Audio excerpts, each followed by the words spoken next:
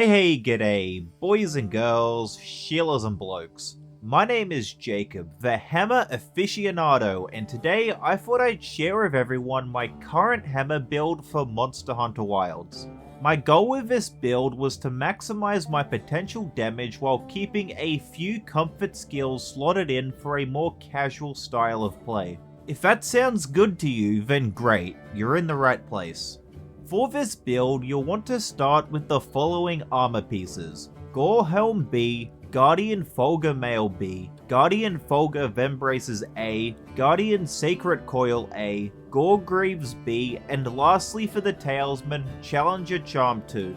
You can use whatever mantle you want here as it doesn't affect the build too much. Personally, I like to use the Rocksteady mantle so I can keep beating on a monster's face even while it's attacking me. However, some of you might prefer the Corrupted mantle to reach 100% affinity, which is something easily achievable with this build.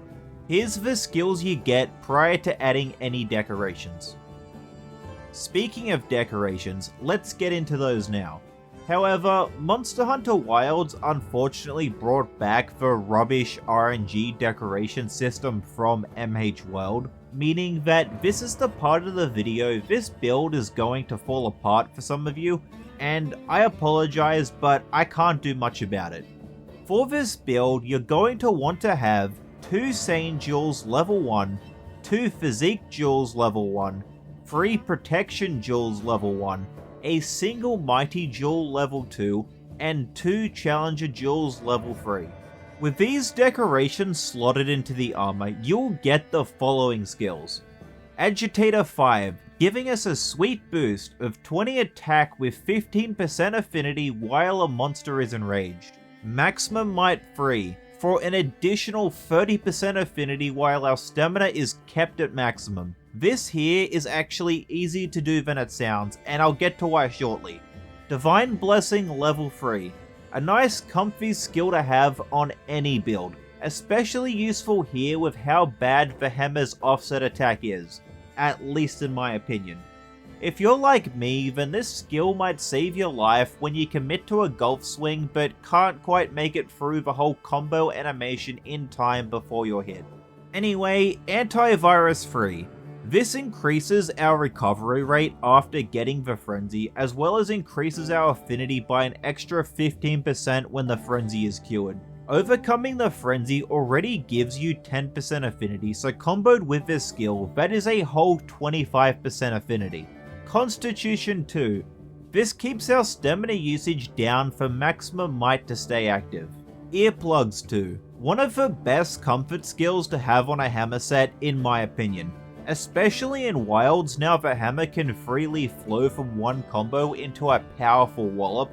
The amount of times in low rank I got staggered out of my mighty charge from a monster's roar was infuriating, but that is a problem no more. However, Earplugs 2 won't block every monster's roar, though it will block 26.5 out of Wild's 29 monsters available on release, which is enough for me. Even with the monster's roars you can't block, you'll only ever be flinched for a second anyway, allowing you to quickly get back to attacking faster than your earplugless allies. But yeah, moving on, we have Evade Window 1. An okay skill I guess, slightly increasing your dodge's iframes, but it's only here because I needed the Gormagala helmet comes on. Same with Coalescence 1, although this skill is slightly useful for hammers I'll be talking about in a minute, by increasing their element and status attack after overcoming an ailment. Next is Flinch Free 1, an almost mandatory skill that stops you from getting tripped while attacking. Perfect for multiplayer when your longsword using teammates decide it's time to hit the head, and of course, you in the process. Lastly, Jump Master 1. This skill stops you from getting interrupted during a jump attack. It's nothing too fancy for hammer unless you like doing the hammer's slide attacks. This skill is only here because it comes on the Sacred Waist piece, giving us level 2 earplugs. Along with these skills, we also get the active set bonuses, Second Wind 1 and Black Eclipse 1.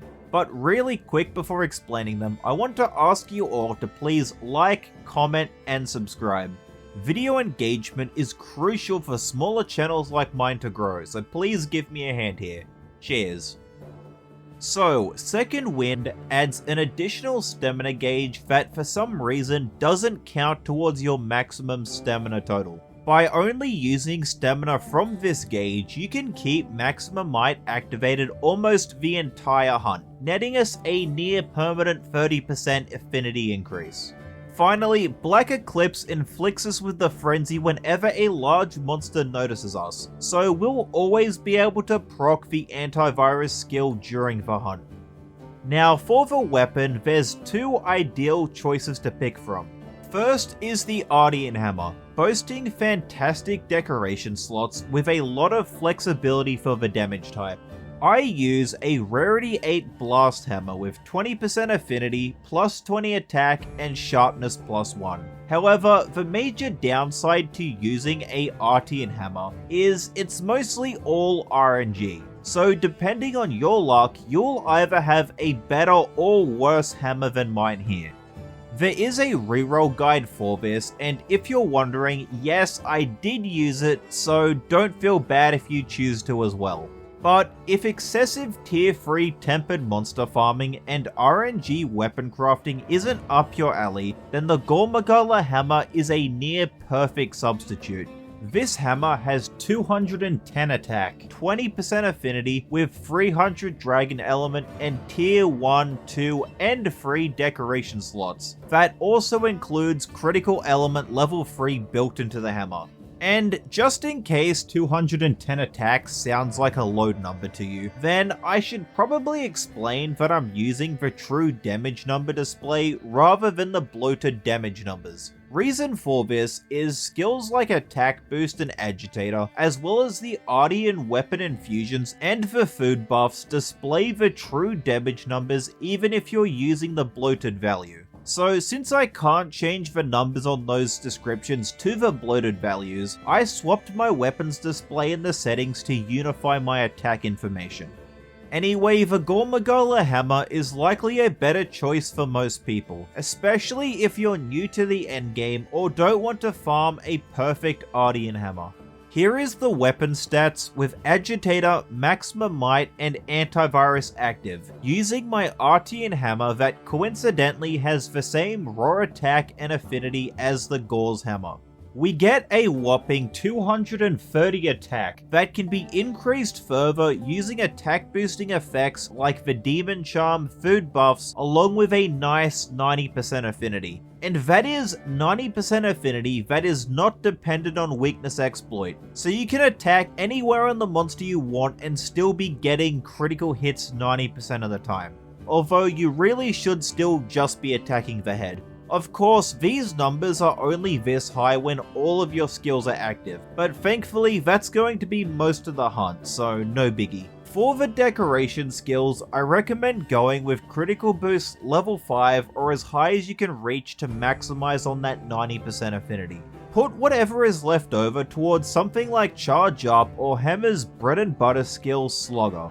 And big ups if you're lucky enough like me to get a Charge Up / Slugger Jewel free.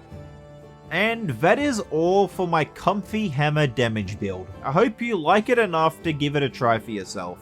You're not going to hit the highest damage possible with this build, but you will be getting fairly close with the ease of mind that skills like Earplugs and Divine Protection will save your life when you need it the most.